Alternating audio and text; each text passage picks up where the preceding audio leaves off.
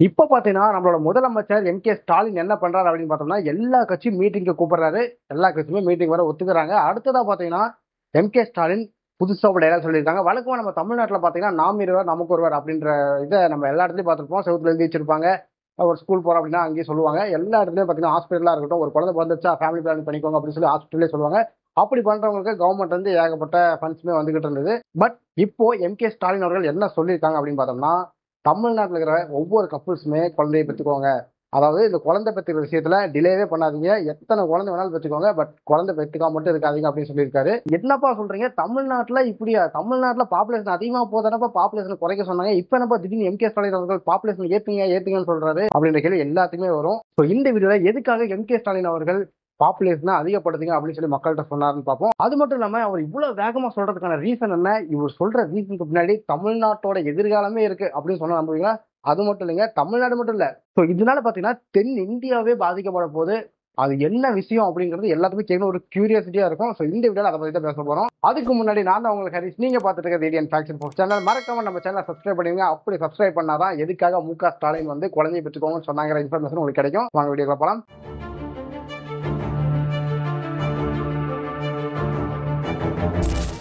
இப்ப ஸ்டாலின் என்ன சொன்னேன், குழந்தைகளை பெற்றுக்கோங்க அப்படின்னு சொன்னதா சொன்னேன்.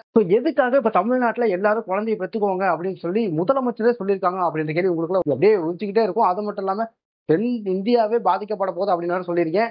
என்னப்பா விஷயம், சீக்கிரம் சொல்லுப்பா அப்படின்னு நீங்க எதிர்பார்ப்பீங்க. அது என்ன அப்படின்னு பார்த்தோம்னா, நம்மளோட உள்துறை அமைச்சர் அமித்ஷா ஒரு குண்டை போட்டாரு. அது என்ன குண்டு அப்படின்னு பார்த்தோம்னா, டீலிமிட்டேஷனை கொண்டு வர போறோம், டீலிமிட்டேஷன் ப்ராசஸா கொண்டு வர போறோம் அப்படின்ட்டாரு.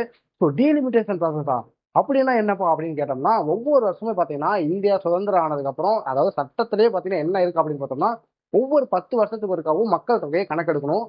அப்படி மக்கள் தொகையை கணக்கெடுத்ததுக்கு அப்புறம் மக்கள் தொகைக்கு ஏற்ற மாதிரி எம்பிகளோட எண்ணிக்கையை அதிகப்படுத்தணும் அப்படின்னு சொல்லுவாங்க. அந்த மாதிரி பாத்தீங்கன்னா 1961 இருக்கட்டும், 1971 இருக்கட்டும், எல்லா காலகட்டத்திலுமே 10 வருஷத்துக்கு ஒருக்கா பாத்தீங்கன்னா பாப்புலேஷனுக்கு ஏற்ற மாதிரி எம்பிகளை வச்சுக்கிட்டே இருந்தாங்க. எக்ஸாம்பிளுக்கு பாத்தீங்கன்னா 1951 அந்த காலகட்டத்தில் பாத்தீங்கன்னா ஒரு 489 எம்பிஸ் இருந்தாங்க இந்தியாவுக்கு மட்டும். அடுத்தது 1971 எத்தனை எம்பிஸ் இருந்திருப்பாங்க அப்படின்னு பார்த்தோம்னா ஒரு 543 எம்பிஸ் இருந்தாங்க. 543 எம்பிஸ் அது எதனால எத்தனை பேர் வந்திருக்காங்க அப்படின்னா, இந்தியாவோட பாப்புலேஷன் அதிகமாகுது. More population is equal to more MPs. அதான் பாத்தீங்கன்னா இதோட ஃபார்முலா. அதிகமான பாப்புலேஷன் இருக்கும்போது அதிகமான எம்பிஸ் வருவாங்க. பாப்புலேஷன் வச்சுதான் பாத்தீங்கன்னா எம்பிஸ் எத்தனை பேர் இருக்கணும் அப்படிங்கறத டெட்டர்மைன் பண்றாங்க கவர்மெண்ட்ல, சட்டத்துல. பட் 1970s பாத்தீங்கன்னா இந்திரா காந்தியோட கவர்மெண்ட் நடந்துகிட்டு இருக்கு. இந்திரா காந்தி அவர்கள் என்ன சொல்றாங்க அப்படின்னு பார்த்தோம்னா, நான் வந்து இந்த டீலிமிட்டேஷன் ப்ராசஸை ஸ்டாப் பண்ணி வைக்கிறேன் அப்படின்ட்டாங்க. எதுக்காகப்பா ஸ்டாப் பண்றாங்க அப்படின்னு பார்த்தோம்னா, 1960 இருந்து 1970 இந்த காலகட்டத்தில் பாத்தீங்கன்னா ஏகப்பட்ட பாப்புலேஷன் ஆரம்பிச்சிருச்சு. எல்லாத்தையுமே பயம் இருந்துச்சு. சைனால பாத்தீங்கன்னா பாப்புலேஷன்ல வேற லெவல்ல போய்கிட்டு இருந்தாங்க. பட் இந்தியாவில இந்த அளவுக்கு பாப்புலேஷன் போகுது அப்படிங்கிறப்ப எல்லாத்துக்குமே ஒரு பயம். இப்ப இந்தியா வந்து ஃபர்ஸ்ட் இடத்துக்கு போயிடுச்சு, அது ஒரு பக்கம். பட் இந்த அளவுக்கு பாப்புலேஷன் ஏறுது, இந்த அளவுக்கு பாப்புலேஷன் ஏறுச்சு அப்படின்னா, தமிழ்நாட்டு பக்கம் ஓரளவுக்கு பாப்புலேஷன் ஏறுது. இதே வட மாநிலம், இதே உத்தரப்பிரதேஷ் பக்கம் பாத்தீங்கன்னா ஒரு மாதிரி பாப்புலேஷன் ஏறிக்கிட்டு இருக்கு. அவங்களோட பாப்புலேஷன் அதிகமாயிட்டே போகுது. தமிழ்நாடோட பாப்புலேஷன் கொஞ்சமா அதிகமாகுது. உத்தரப்பிரதேசோட பாப்புலேஷன் ரொம்பவுமே அதிகமாயிட்டு இருக்கு. இப்படி ரெண்டு பக்கமும் மாத்தி மாத்தி அதிகமாகும் போது பாத்தீங்கன்னா எம்பிஸோட எண்ணிக்கை அதிகமாகும். டீலிமிட்டேஷன் அப்படின்னா என்னன்னா, சிம்பிளா ஒரே வார்த்தையில அப்படி சொல்லணும்னு பார்த்தோம்னா, பாப்புலேஷன்ல ஒரு கோடி பேர் இருக்காங்க அப்படின்னா 10 லட்சம் பேருக்கு ஒரு எம்பி இருக்கணும். அப்போ 1 கோடி பேருக்கு எத்தனை எம்பி இருப்பாங்க?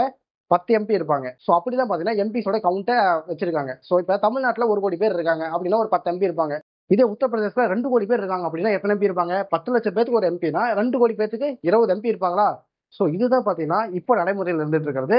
இந்திரா காந்தி அவர்களும் எதனால பயந்தாங்க அப்படின்னு பார்த்தோம்னா, தமிழ்நாட்டோட பாப்புலேஷனோட உத்தரப்பிரதேசோட பாப்புலேஷன் அதிகமாயிட்டே போகுது. அப்படிங்கிறப்ப நம்ம என்ன பண்ணலாம், இந்த டீலிமிட்டேஷன் அப்படின்ற ப்ராசஸை கொஞ்சம் ஸ்டாப் பண்ணி வைக்கலாம். ஏன்னா இந்த ப்ராசஸ் போயிட்டே இருந்துச்சுன்னா உத்தரப்பிரதேசல இருக்கிற எம்பியோட எண்ணிக்கை அதிகமாயிட்டே போகும். ஏன்னா அவங்க கிட்ட 10 கோடி 12 கோடி 15 கோடி பாப்புலேஷன் இருக்கும். தமிழ்நாட்டில் பாத்தீங்கன்னா 5 கோடி தான் இருக்கும். அப்படிங்கிறப்ப எம்பிஸோட எண்ணிக்கை அங்க அதிகமாயிரும்.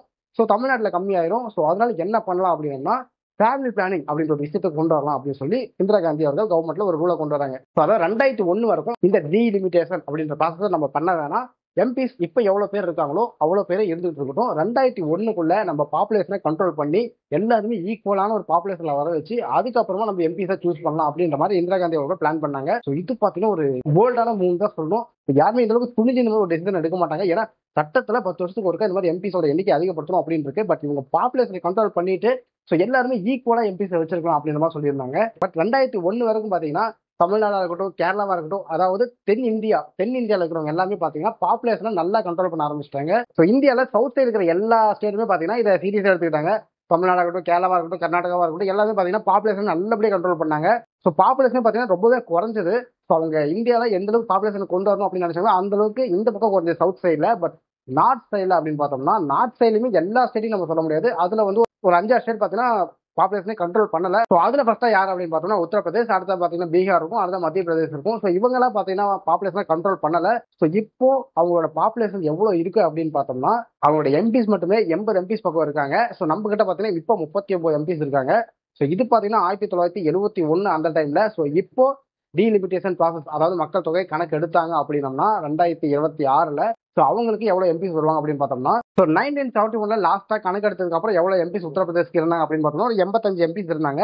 ஸோ இப்போ இருக்கிற பாப்புலேஷனுக்கு ஸோ 2025 இந்த பாப்புலேஷனுக்கு எம்பிஸ் வராங்க அப்படின்னம்னா அதாவது 10 லட்சம் பேருக்கு ஒரு எம்பிஸ் வராங்க அப்படின்னு பார்த்தோம்னா ஒரு 250 எம்பிஸ் உத்தரப்பிரதேஷ் சைட்ல இருந்து மட்டும் வருவாங்க. ஸோ அடுத்ததா பார்த்தீங்கன்னா ஒரு 15 லட்சம் பேருக்கு அப்படின்னு எடுத்துக்கிட்டோம்னா பார்த்துச்சுக்கோங்களேன் ஒரு 168 எம்பிஸ் வருவாங்க. இதே 20 லட்சம் பேர் அப்படின்னு எடுத்துக்கிட்டோம்னா 126 எம்பிஸ் வருவாங்க. ஸோ 20 லட்சம் பேர்னு வச்சுக்கிட்டா கூட 126 எம்பிஸ் வருவாங்க. அதாவது இப்போ இருக்கிறது 85 எம்பிஸ். அதோட பார்த்தீங்கன்னா 126 எம்பிஸ் அப்படிங்கிறது எவ்வளோ பெரிய நம்பர் நீங்களே யோசிச்சு பாருங்க. அடுத்ததா பார்த்தீங்கன்னா பீகார்ல 54 எம்பிஸ் இருக்காங்க. ஸோ இதே 10 லட்சம் பேருக்கு அப்படின்னு வச்சோம்னா 170 எம்பிஸ் பக்கம் வந்துருவாங்க. அது மட்டும் இல்லாமல் ஒரு 20 லட்சம் பேர் அப்படின்னு வச்சோம்னா 85 எம்பிஸ் வந்துருவாங்க. ஒரு 30% ஆஃப் எம்பிஸோட ரேஷியோ பார்த்தீங்கன்னா அப்படியே அதிகமாகுது. இதே அப்படியே தமிழ்நாட்டுக்கு வருவோம். ஸோ தமிழ்நாட்டில் எவ்வளோ இருக்கும் அப்படின்னு பார்த்தோம்னா இப்போ ஒரு 39 எம்பிஸ் இருக்கும்.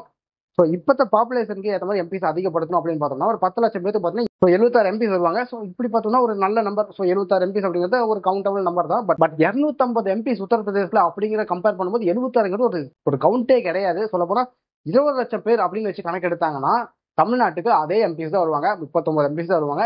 ஸோ இதையே தான் பார்த்தீங்கன்னா அமித்ஷா என்ன சொல்லிக்கிறார் அப்படின்னு பார்த்தோம்னா எம்பிஸ் வந்து குறையறதுக்கான வாய்ப்பு கிடையாது அப்படின்னு சொல்லிட்டாரு. பட் எம்பிஸ் குறையறதுக்கான வாய்ப்பு இல்லை. பட் எம்பிஸ் அதிகமாகும் பார்த்தீங்களா, அதுதான் பிரச்சனையே. இப்போ உத்தரப்பிரதேசில் பிஜேபியோட பவர் அதிகமாக இருக்கு அப்படின்னு பார்த்தோம்னா அவங்க கிட்டே ஒரு 250 எம்பிஸ் இருக்காங்க அப்படின்னோம்னா தமிழ்நாட்டில் வெறும் 70 எம்பிஸ் தான் இருக்காங்க அப்படின்னோம்னா தமிழ்நாட்டில் காங்கிரஸ் ஜெயிக்குது அப்படின்னா அந்த 250 எம்பியை வச்சு பிஜேபி ஹை லெவலில் போயிடும். ஸோ பிஜேபியோட கவுண்ட் பார்த்தீங்கன்னா ஏறிட்டே போயிடும். ஸோ அப்படிங்கிறப்ப பார்த்தீங்கன்னா பிஜேபியோட பவர் தான் இருக்கும். அதே மாதிரி நம்ம ஒரு பார்லிமெண்ட்ல போய் ஏதாச்சும் ஒரு விஷயம் பேசணும் அப்படின்னு பார்த்தோம்னா ஒரு 70 பேர் தான் பார்த்தீங்கன்னா அங்கே போய் உட்காந்துருப்போம். அவங்க பார்த்தீங்கன்னா ஒரு 250 பேர் உத்தரப்பிரதேசம் வந்து உட்காந்துருப்பாங்க. ஸோ அவங்களுக்கு என்ன ப்ராஜெக்ட் அவங்க நல்லா கேட்டு வாங்கிட்டு போயிடுவாங்க. நாம போய் குரல் எடுக்கணும் அப்படின்னு நினைச்சோம்னா கண்டிப்பா பார்த்தீங்கன்னா கவுண்ட் வைஸ்ல பார்த்தோம்னா நம்ம வந்து ஒரு பாயிண்டாவே இருக்க மாட்டோம் அங்க. ஸோ இந்த டீலிமிட்டேஷன் ப்ராசஸ் இந்த அளவுக்கு எல்லாத்துக்குமே பாதிக்க போகுது. அதாவது பாப்புலேஷனை கண்ட்ரோல் பண்ணணும்னு நினைச்சவங்க, அதாவது இந்திரா காந்தி அவரோட பேச்சை கேட்டு பாப்புலேஷனை கண்ட்ரோல் பண்ணணும்னு நினைச்ச ஸ்டேட் எல்லாமே இப்போ மாட்டிக்கிட்டாங்க. பாப்புலேஷனை கண்ட்ரோல் பண்ணாம விட்ட உத்தரப்பிரதேசா இருக்கட்டும், பீகாரா இருக்கட்டும், மத்திய பிரதேசா இருக்கட்டும், அவங்கள என்ன பண்ணிட்டாங்க, அவங்கள இப்போ எம்பிஸோட சீட் அதிகமாயிட்டே போகுது. ஸோ அவங்களோட ஸ்ட்ரென்த் தான் பார்த்தீங்கன்னா பார்லிமெண்ட்ல வேற லெவலில் இருக்கும்.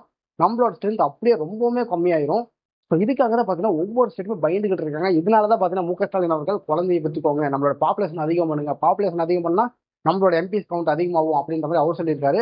பட் இதுக்கு கவர்மெண்ட் என்ன பண்ண போறாங்க, என்ன ஃபார்முலா யூஸ் பண்ண போறாங்க? இத்தனை நாள் பார்த்தீங்கன்னா மோர் பாப்புலேஷன் மோர் எம்பிஸ் அப்படின்னு சொல்லி அவங்க பண்ணிட்டு இருந்தாங்க.